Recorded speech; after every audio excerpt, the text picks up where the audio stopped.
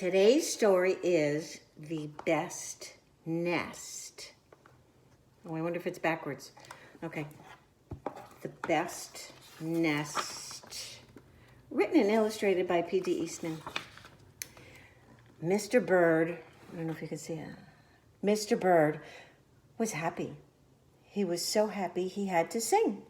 This was Mr. Bird's song. I love my house, I love my nest, in all the world my nest is best. Oh, look at Mrs. Bird, not very happy. She don't like him singing.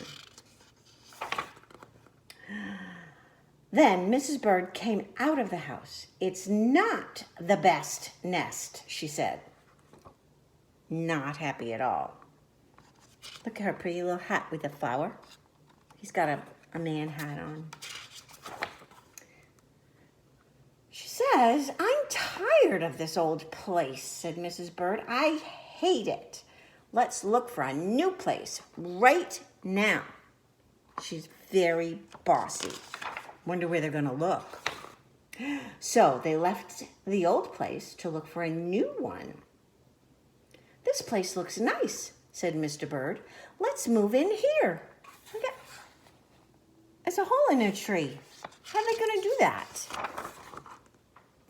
But somebody else had already moved in. So they looked at another house. This one looks nice, said Mr. Bird. And there's nobody in it. What is that? That's a big old boot. How are they going to do that?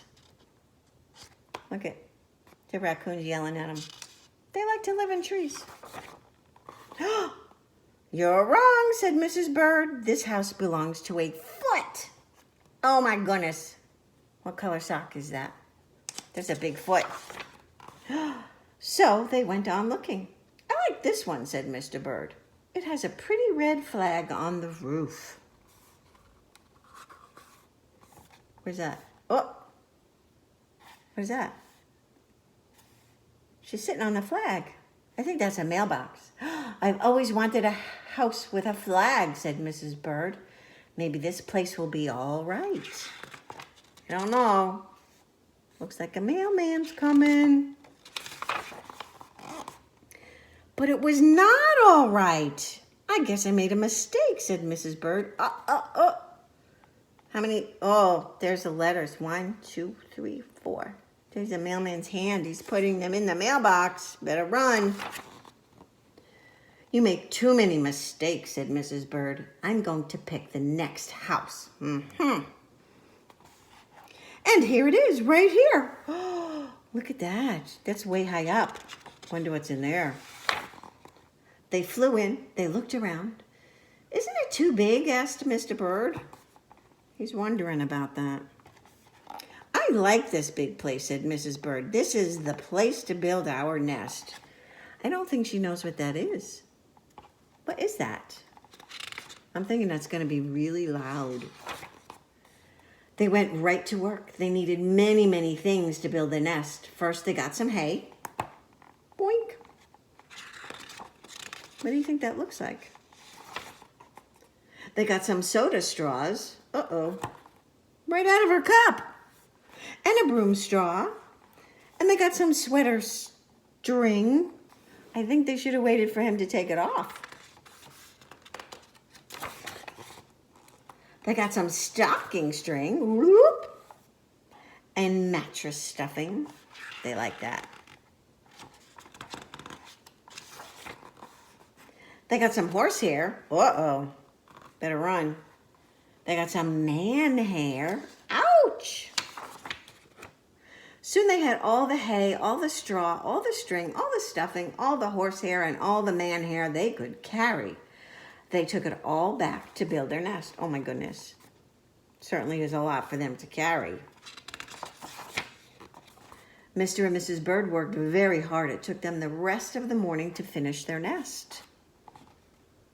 This nest is really the best, said Mrs. Bird. I want to stay here forever. Mr. Bird was very happy too. He flew to the top of his house. He sang his song again. I love our house, I love our nest, in all the world our nest is best. Look at him up there on top singing. Here comes somebody. He was so busy singing, he didn't see Mr. Parker coming. That's his name, Mr. Parker. Wonder what he's going to say. Every day at 12 o'clock, Mr. Parker came to the church. Mr. Parker came to pull a rope. The rope went up to the bird's new nest. Oh no, what's going to happen? The rope rang the bell right under Mr. Bird's nest. Oh, bong, bong, bong. Mrs. Bird got out of there as fast as she could fly. Bong, bong, bong. When Mr. Bird came in, all he could see was a mess of hay and string and stuffing and horsehair and manhair and straws. Where was Mrs. Bird? I will look for her until I find her, said Mr. Bird. He looked high, he looked low, he looked everywhere for Mrs. Bird. Where'd she go? He looked down into a chimney, but Mrs. Bird wasn't there. Not with all that smoke. He looked down into a water barrel, but Mrs. Bird wasn't there. I think the horses would have seen her. Then he saw a big fat cat. There was a big fat smile on the fat cat's face. There were some pretty brown feathers near the fat cat's mouth. Oh no!